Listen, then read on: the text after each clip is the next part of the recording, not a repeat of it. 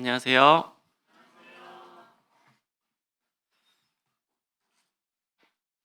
네, 우리 한국 사람, 대한민국 사람들은 고유한 특징이 있죠. 가장 널리 알려진 것이 빨리빨리, 뭐든지 빨리빨리 하는 그런 어, 습성을 가지고 있고, 또 김치라는 되게 독특한 음식을 겉절이부터 시작해서 묵은지까지 다양하게 저장해 놓고 먹고 있고, 또 외세와 싸울 때는 똘똘 뭉쳐 단결하지만 평상시에는 참 무섭게 서로 싸우는 그러한 습성도 있고, 근면성실하고 미래에 대해서 철저하게 대비를 하고 있음에도 불구하고 전체적으로 대체적으로 좀 행복도가 낮은 그러한 특징이 있습니다. 왜 이러한 고유한 특징이 만들어져 있을까요? 우리는 사계절이 매우 뚜렷하고 농사 지을 수 있는 시간이 굉장히 짧습니다. 게다가 국토도 작은 데다가 국토의 70%가 산지이기 때문에 척박한 환경이라는 것, 그리고 지정학적 위치 때문에 외세의 침략이 잦았다는 것, 뭐 이런 것들. 그래서 우리 한국 사람들만이 공유하는 그러한 이제 환경적인 요인, 그로부터 생긴 우리의 이런 가치관, 생활 습관 이런 것들 때문에 이런 특징이 만들어졌을 것입니다. 한편 우리는 하나님 나라의 백성들이죠. 이 하나님 나라의 백성들은 어떠한 고유한 특징을 가지고 있을까요? 우리 하나님 나라의 백성들만이 공유하고 있는 그러한 가치관, 그리고 어떤 삶의 양식 이런 것들이 분명히 있을 것입니다.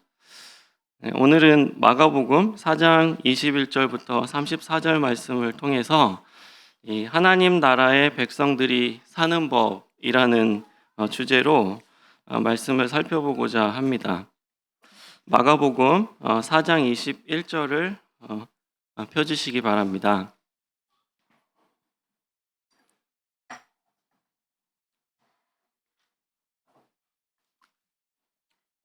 네, 마가복음 4장 21절 말씀을 제가 읽도록 하겠습니다.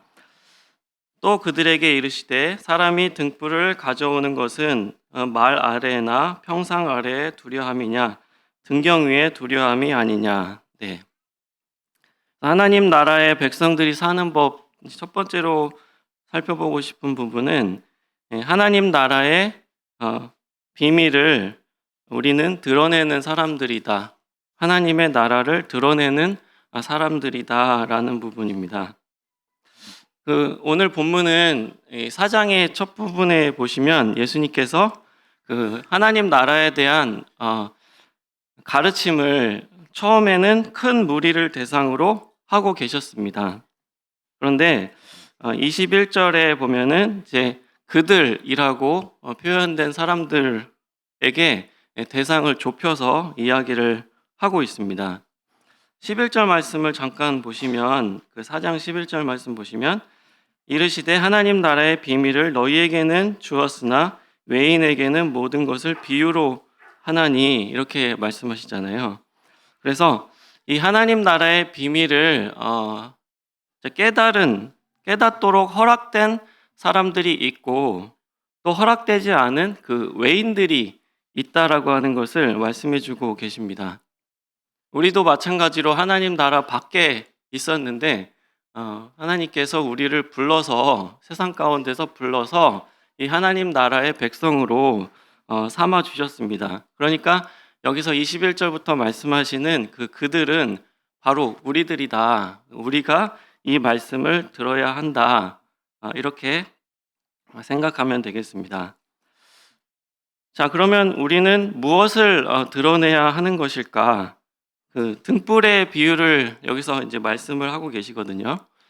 등불을 가져와서 말 아래나 평상 아래에 두는 사람이 있겠느냐? 여기 우리가 사실 현대에는 잘 사용하지 않는 단어들이라서 여기서 말이 뭡니까? 이 말은 쌀이라든지 어떤 과일 같은 걸 재는 부피를 재는 그런 바구니 같은 것이라고 생각하면 되겠습니다. 우리 어르신분들은 잘 아실 텐데요. 그래서 등불을 가져오다가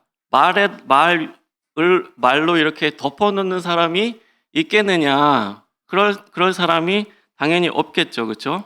평상은 무엇이냐면 그냥 침대라고 생각하시면 되겠습니다. 침대, 그러니까 등불을 가져와서 침대 밑에 넣어두는 사람이 있겠느냐 이렇게 말씀하고 계시잖아요.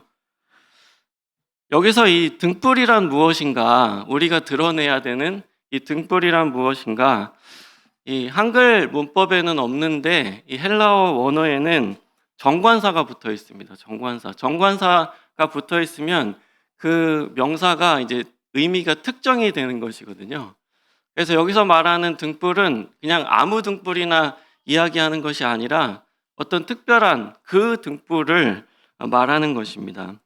예수님께서는 어떤 대상을, 어떤 존재를 두고 이 등불로 비유를 하셨을까? 말씀의 전체적인 맥락으로 보면 우리가 조금 전에 읽어봤던 그 11절에 그 하나님 나라의 비밀, 이것을 등불로 비유했다고 이해할 수가 있겠습니다. 혹은 이 하나님 나라의 왕으로 오신 예수 그리스도, 이 세상의 빛으로 오신 예수 그리스도를 의미하는 것으로 우리가 받아들일 수도 있겠습니다. 혹은 말씀으로, 하나님 말씀은 내 발에 등이요 내 길에 빛이니이다는 말씀처럼 하나님 말씀을 의미하는 것이라고도 볼 수도 있겠습니다. 어떤 것을 비유하든지 우리가 교훈을 취하는 데는 문제가 없으리라 생각이 되는데요. 이 하나님 나라의 백성들이 사는 법, 이 하나님 나라를 드러내는 사람들이라는 것입니다. 이 하나님 나라의 비밀을 깨닫고 소유한 사람들로서 우리는 우리의 삶 가운데 이 하나님 나라가 드러나게 해야 한다는 것이죠. 그래서 내 삶 가운데 예수 그리스도의 모습이 드러나게 해야 되고 말씀이 드러나게 해야 합니다. 등불을 가져와서 바구니에다 씌워놓는 사람이 없는 것처럼, 침대 밑에다가 넣어두는 사람이 없는 것처럼 우리는 이 하나님 나라를 숨겨놓지 않고 감추어두지 않고 드러내는 그러한 사람이어야 한다는 것입니다. 그것은 우리가 하나님 나라의 그러한 삶의 방식을 살아낼 때, 그리고 예수 그리스도를 따르는 그러한 삶을 살아갈 때, 그리고 내가 들은 하나님 말씀을 실제로 실천해 낼 때 그런 것이 드러나게 될 것입니다. 내가 믿고 있는 신앙 있잖아요. 내가 믿고 있는 그 신앙이 만약에 내 그냥 생각 속에만 있고 내 그냥 입술의 고백으로만 머물러 있다면 그것은 마치 등불을 가져와서 바구니에 씌워놓고 침대 밑에 넣어놓는 것과 마찬가지다. 이 부분은 우리가 어떻게 적용할 수가 있을까요? 상당히 폭넓은 적용점을 우리에게 던져준다고 생각이 되는데요. 우리는 세상 가운데서 주님께서 우리를 복음을 통해서 우리를 불러내 주셨지 않습니까? 그래서 우리는 모두 다 복음에 빚진 자들입니다. 맞으시죠? 우리는 모두 복음에 빚진 자들입니다. 그래서 이 복음의 빚을 갚는 삶을 살아가는 것이죠. 우리 주변의 이웃들에게 복음을 전할 기회, 그리고 이웃들에게 사랑을 나타낼 기회가 있을 때마다 우리는 복음의 빚진 자의 마음으로 그들을 섬기고 있는 것입니다. 그 기회를 우리는 포착함으로 우리는 하나님 나라를 드러내기를 애쓰는 것이죠. 우리 교회에 섬김의 기회를 주님께서 많이 허락을 해주시는 것 같습니다. 지역에 계신 어른들을 섬기는 일이라든지 아니면 최근에는 우리 지역의 아동들, 청소년들에게 좀 사랑을 베푸는 것, 그리고 우리 다문화 가족들 또 보내주셨습니다. 이런 여러 가지 기회들이 바로 무엇이냐면 내가 하나님 나라를 내 삶 가운데 드러내는 기회가 된다는 것이죠. 그래서 그런 부분들을 좀 마음 가운데 자원하는 마음으로 기쁨으로 참여하고 계시는 형제 자매님들 너무나 잘하고 계신 것이고 주님께서 너무너무 기뻐할 일이라고 생각이 됩니다. 우리는 또한 하나님 나라의 윤리를 또 잘 알고 있고 그 윤리를 그냥 머리로만 가지고 있지 않고 내 삶 가운데 그 하나님 나라의 윤리를 실천함으로써 내 삶 가운데 하나님 나라가 드러나게 됩니다. 하나님께서 하나님의 백성들에게 요구하시는 거룩함이 있지 않습니까? 그 거룩함을 내가 내 삶 가운데 나타냄으로써 그런 것과 상관없이 살아가는 사람들과 다른 하나님 나라 백성으로서의 모습을 드러내는 것이죠. 그래서 결국에 뭐냐면 우리가 가지고 있는 이 믿음이라는 것, 복음이라고 하는 것, 소망이라고 하는 것, 이런 것들은 다 보이지 않는 것 아니겠습니까? 그렇죠? 근데 무엇은 볼 수 있습니까? 내 삶은 사람들이 볼 수 있단 말이죠. 그래서 우리의 신앙생활은 무엇이냐? 우리가 하나님 백성으로 사는 삶이 무엇이냐? 이 보이지 않는 것들을 보이도록 만드는 것이 바로 우리 하나님 백성이 살아가는 방식이다라고 말씀을 드리겠습니다. 언제 그러면 이것을 드러내야 되는 것이냐? 22절 말씀을 보시면은 사실 22절 말씀을 이 개정 성경으로 읽으면 사실 무슨 뜻인지 이해하기 쉽지가 않아서 새번역 성경이 좀 도움이 되더라고요. 이렇게 되어 있습니다. 숨겨둔 것은 드러나고 감추어둔 것은 나타나기 마련이다. 네. 그동안에 하나님의 나라는 드러나지가 않았습니다. 주님께서 이 땅에 하나님 나라의 왕으로 오셨지만 자기 땅에 오매 자기 백성들이 어떻게 했습니까? 영접지 않았어요. 네. 그래서 이 하나님 나라가 드러나는 일이 연기되고 말았습니다. 지연이 되고 말았던 것입니다. 그런데 하나님 나라의 그 영적인 실체 있잖아요. 그 하나님 나라의 이 영적인 실체는 누구를 통해서 드러나게 되어 있냐? 바로 하나님 나라의 백성들, 우리들의 삶으로 간접적으로 드러나도록 하나님께서 하신 것입니다. 그래서 이 말 많이 들어보셨죠? 우리는 이미와 아직 사이에 살고 있다. 우리는 이미와 아직 사이에 살고 있다. 우리의 삶 가운데 이미 하나님 나라는 임했습니다. 그런데 하나님 나라의 그 눈에 보이는 가시적인 그런 나라의 모습은 아직 임하지가 않은 것입니다. 그래서 우리는 그때까지 하나님 나라의 실체가 완전히 드러나기까지 나의 삶을 통해서 그 하나님 나라의 영적인 모습을 드러내는 책무가 주어져 있다는 것이죠. 근데 하나님 나라는 결국 드러날 것이다. 예. 숨겨둔 것은 드러나고 감추어둔 것은 나타나기 마련이다. 그것이 우리의 소망입니다. 우리는 그때까지 우리의 삶에서 하나님의 그러한 영적인 실체를 드러내는 것입니다. 바로 이때 우리가 살고 있는 바로 현재에 우리는 그러한 삶을 살아가는 것입니다. 자, 다음으로 하나님 나라 백성들이 사는 법에 대해서 살펴볼 부분은 하나님의 나라를 위해서 투자한다는 것입니다. 하나님 나라를 위해서 투자한다. 24절 말씀을 보실까요? 또 이르시되 너희가 무엇을 듣는가 스스로 삼가라. 너희의 헤아리는 그 헤아림으로 너희가 헤아림을 받을 것이며 더 받으리니 있는 자는 받을 것이요 없는 자는 그 있는 것까지도 빼앗기리라. 네. 이 세상에는 굉장히 다양한 그런 투자 기회가 있죠. 우리는 교육에도 투자하고 실제로 금전적인 투자도 할 수가 있겠습니다. 근데 우리가 가지고 있는 그런 자원들, 시간이나 어떤 물질이나 우리의 지식이나 그런 자원들은 한정이 되어 있기 때문에 우리가 어디에 어떻게 투자할지를 잘 판단을 해야 되겠습니다. 네.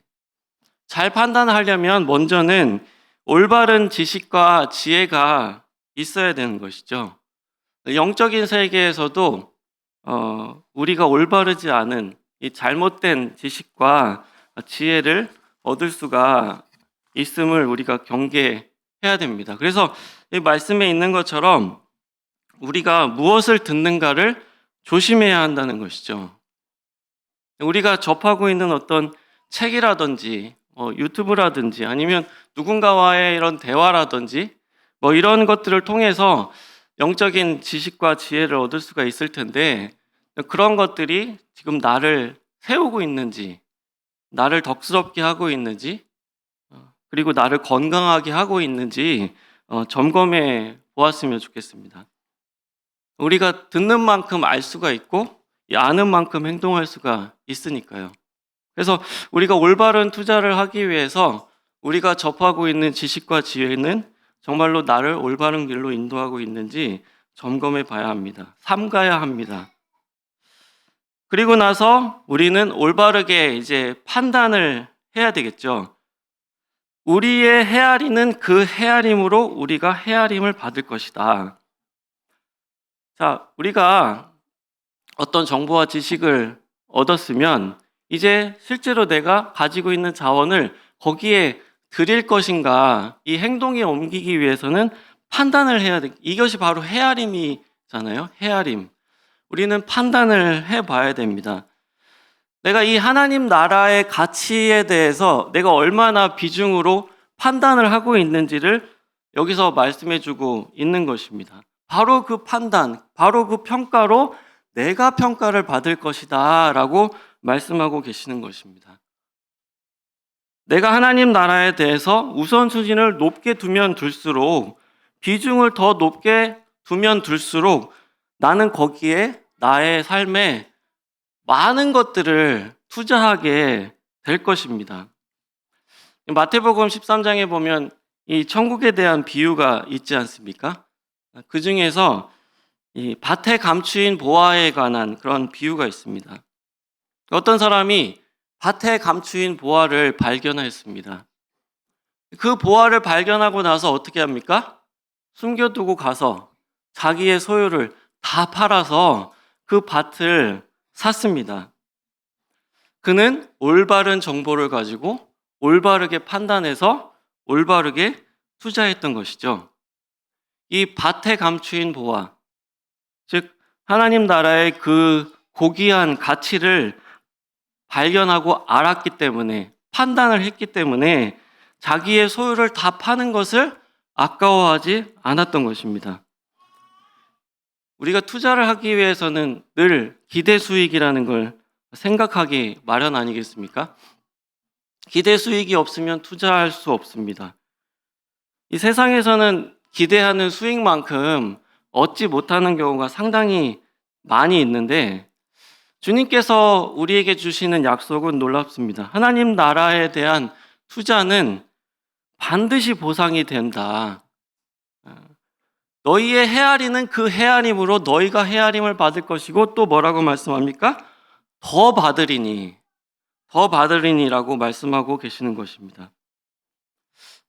이 믿음으로, 이 판단으로 우리는 투자하게 되는 것이고 하나님 나라로부터 오는 우리는 그 보상을 기대하는 것입니다. 성도님들은 이 하나님 나라의 가치를 얼마나 높게 평가하고 계십니까?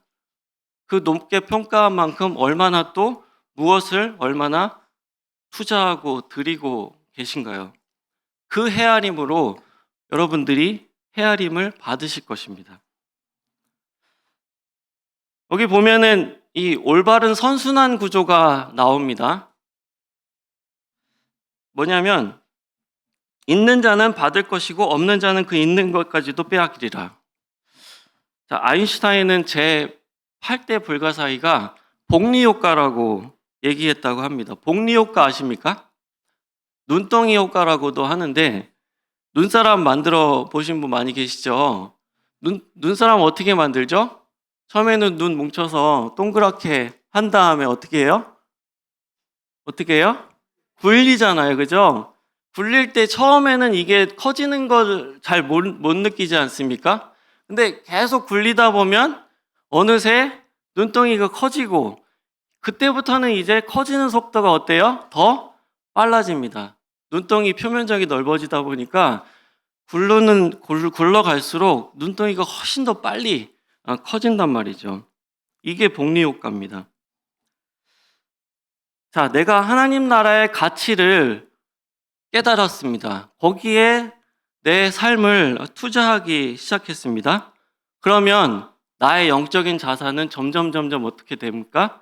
점점 커지게 되겠죠. 그러면 내 불어난 그 자산이 더 큰 일들에 참여하게 되는 것이죠. 내 이런 영적인 역량이, 이런 영적인 열매가 커지는 속도가 점점 빨라지는 것입니다. 이게 영적인 복리 효과죠. 근데 내가 이 하나님 나라의 가치를 별로 두고 있지 않아요. 거기에 내가 투자하지 않습니다. 관심이 없습니다. 그러면 그 있는 것까지도 빼앗길 것이다. 여러분들은 얼마나 하나님 나라를 위해서 참여하기를 원하십니까? 주님께서는 우리에게 분명히 섬김의 기회를 부여하고 계시는데 내가 이 영적인 추구가 크면 클수록 그 섬김의 기회는 더 많이 주어지게 될 것입니다. 내가 하나님 나라의 확장을 위해서 그 소원하는 마음이 크면 클수록 거기에 기여하는 것들도 훨씬 더 커지게 될 것이고 그만큼 열매도 많아지고 그만큼 하나님을 더 많이 배우게 되고 성장하게 될 것입니다. 나의 영적인 그릇이 정말로 커지게 되는 것이죠. 이러한 영적인 그런 선순환 구조 속에서 사는 사람들, 이것이 하나님 나라의 백성이 사는 법 아니겠습니까? 그리고 다음으로 살펴보고 싶은 부분은 이 하나님 나라의 백성들은 하나님 나라를 기대하고 기다리고 참여한다는 것입니다. 기대하고 기다리며 참여한다. 자, 26절부터 29절 말씀을 보실까요? 네, 26절부터 29절입니다. 또 이르시되 하나님의 나라는 사람이 씨를 땅에 뿌린 것 같으니 그가 밤낮 자고 깨고 하는 중에 씨가 나서 자라되 어떻게 그리 되었는지를 알지 못하느니라. 땅이 스스로 열매를 맺되 처음에는 싹이요 다음에는 이삭이요 그 다음에는 이삭에 충실한 곡식이라. 열매가 익으면 곧 낫을 되나니 이는 추수 때가 이르렀음이라. 네. 자, 여기서 이 하나님 나라에서 열매 맺는 원리를 이 농사의 비유를 통해서 설명을 하고 계십니다. 이 농부가 씨를 땅에다가 뿌리지 않습니까? 그러면 신기하게 어떻게 됩니까? 싹이 나죠. 뿌리를 내립니다. 줄기가 나요. 거기에서 꽃이 핍니다. 그 다음에 열매를 맺습니다. 이렇게 되는 과정을 농부는 잘 알지 못하지만 나중에 이 열매를 보면 참 신기한 일이 벌어져 있는 것입니다.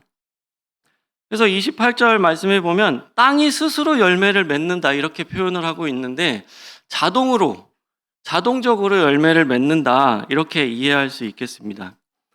그리고서 이제 열매를 발견하면 낫으로 추수를 하게 되는데 이 비유는 이 하나님의 주권적인 역사에 초점이 맞춰져 있다고 하겠습니다. 우리가 이제 오늘날에 과학이 이제 많이 발달을 하다 보니까 이 식물이 자라는 그런 과정을 비교적 상세하게 우리가 알게 되었습니다. 초고속, 초저속 카메라를 가지고 이게 어떻게 뿌리를 내리고 자라고 열매를 맺는지 그 과정은 우리가 비교적 많은 정보를 얻고 있지만 그 생명이 그렇게 생육하는 원리를 우리 사람들이 거기에다가 부여할 수는 없습니다. 그런 능력은 하나님께서 우리에게 허락하지를 않으셨어요. 이 사과는 한 처음에 이 나무 심으면 바로 열매가 나는 게 아니잖아요. 이 한 3년은 걸린다고 하더라고요. 3년 동안은 열매가 맺히지를 않습니다. 반대로 이 상추 같은 엽채류는 어떻습니까? 한 3, 40일 후면 우리가 수확을 할 수가 있잖아요. 근데 사과를 한 30일 만에 열매를 맺고 싶어요. 그러면 어떻게 하시겠습니까? 농부가 밤새도록 거기다 물을 주고 양분을 주고 빛을 쬐어주면 사과가 30일 만에 날까요? 안 나겠죠? 이건 안 해봐도 알겠죠? 나지를 않습니다. 사과의 생육 원리가 그렇지가 않아요.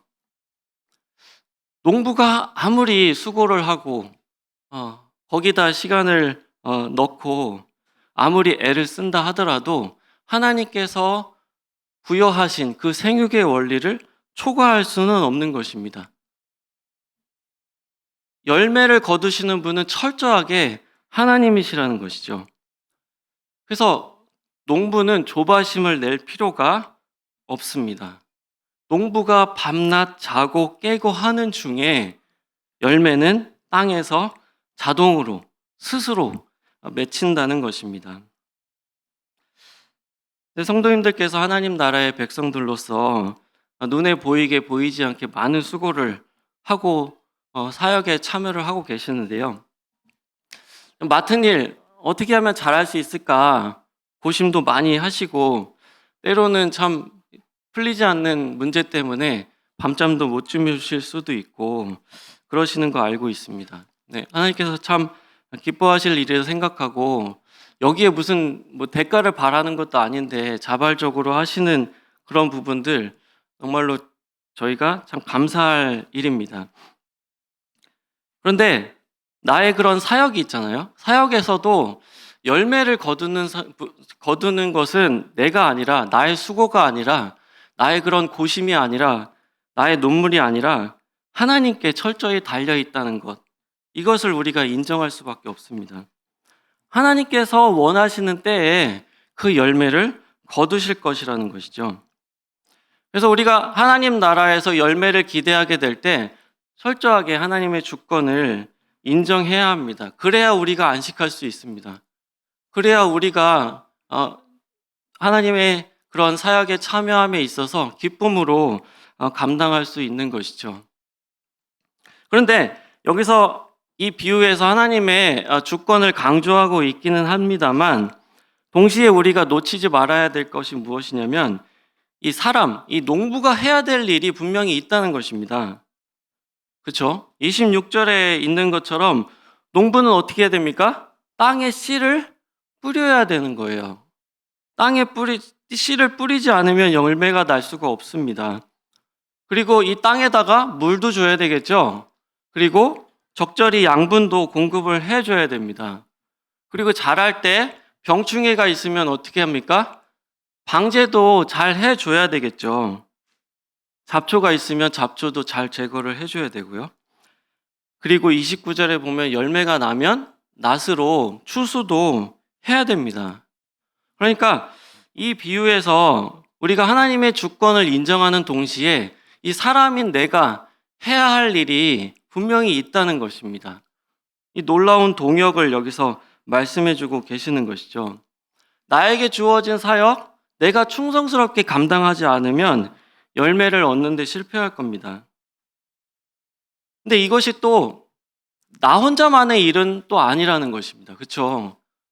나 혼자만의 일이 아니에요. 사도 바울이 고백했지 않습니까? 고린도 전서에서 고린도 성도들에 대해서 나는 여기다가 어떻게 했어요? 심었고 아볼로는 어떻게 했습니까? 물을 주었다. 그렇지만 자라게 하시는 분은 하나님이시다. 이렇게 고백했습니다. 우리는 결코 혼자 사역하지 않습니다. 내가 아무리 역량이 뛰어나고 경험이 많다 하더라도 혼자서 북치고 장구치고는 바람직하지도 않고 그렇게 할 수도 없습니다. 성도님들 중에서 어떤 분들은 씨를 뿌리셔야 되는 것이고요. 어떤 분은 물을 주어야 됩니다. 어떤 분은 양분을 공급하는 역할을 해 주셔야 되고요. 어떤 분들은 잡초를 뽑고 방제하는 역할을 해 주셔야 됩니다. 그렇게 해서 열매가 거둬졌으면 그 열매는 씨 뿌리는 사람의 것일까요? 물을 준 사람의 것일까요? 추수한 사람의 것일까요? 아니요. 그 열매는 철저하게 하나님의 것입니다. 우리 중에 누구도 거기에 지분을 주장할 수 없고 공로를 주장할 수가 없습니다.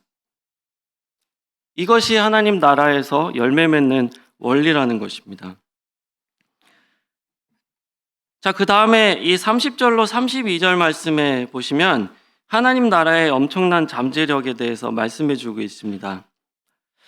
30절, 또 이르시되 우리가 하나님의 나라를 어떻게 비교하며 또 무슨 비유로 나타낼까? 겨자씨 한 알과 같으니 땅에 심길 때에는 땅 위의 모든 씨보다 작은 것이로되 심긴 후에는 자라서 모든 풀보다 커지면 큰 가지를 내나니 공중의 새들이 그 그늘에 깃들일 만큼 되느니라. 네.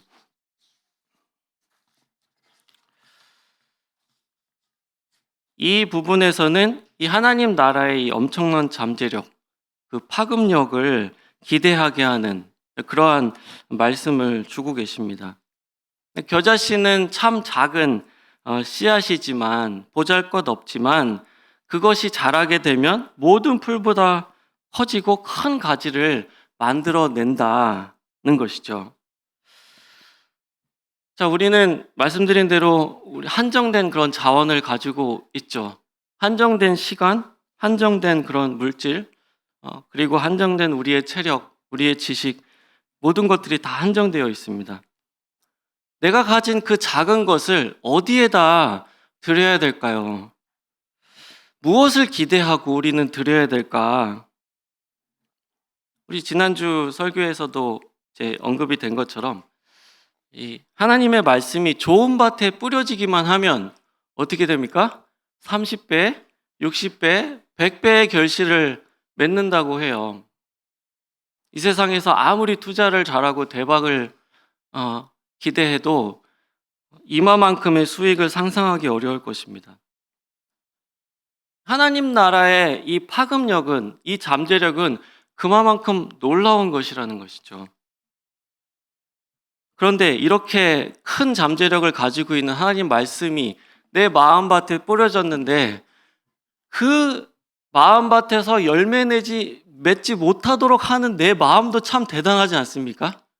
이 하나님 나라의 그런 말씀이 그런 능력을 가지고 있는데 왜 내 삶 가운데 그런 열매가 나타나지 못하게 하는 그 내 마음의 그런 저항하는 마음도, 저항하는 그 힘도 참 놀라운 것이다. 성도님들, 우리가 우리 마음을 기경합시다. 우리 마음을 부드럽게 하고 기름지게 합시다. 하나님 나라의 말씀 자체의 그 파괴력이, 그 잠재력이 폭발할 수 있도록 내 마음밭을 부드럽게 좋은 밭으로 삼으면 좋겠습니다. 그래서 저와 여러분들의 삶 가운데 그 하나님 나라를 추구하는 그런 열심, 그러한 것들이 더 풍성해서 하나님 나라의 말씀이 흥왕하게 역사하고 그 잠재력이 놀라운 열매를 만들어내는 그러한 하나님의 백성들로 저희가 살아갈 수 있기를 원합니다. 말씀을 들으신 것 기억하시면서 우리 잠깐 묵상하고 기도하는 시간 갖도록 하겠습니다. 네, 하나님 나라의 백성들의 삶의 그런 고유한 특징에 대해서 우리 오늘 살펴보게 되었습니다. 이 하나님 나라의 백성들은 하나님 나라를 드러내는 사람들이다. 여러분들의 주변 사람들은 여러분들의 삶 가운데 하나님 나라를 관찰하고 계신가요? 나는 내 삶 가운데 하나님 나라의 그런 가치를 얼마나 높게 평가하고 계신가요? 그 평가에 따라서 여러분들은 얼마나 많은 것들을 또 무엇을 하나님 나라를 위해서 투자를 하고 계신가요? 나의 가치관은 어디에 있는가? 내 삶 가운데 이런 영적인 이 눈덩이 효과는 나타나고 있는가? 나는 얼마나 하나님 나라를 추구하고 있는가? 생각하시면서 잠깐 기도하시도록 하겠습니다.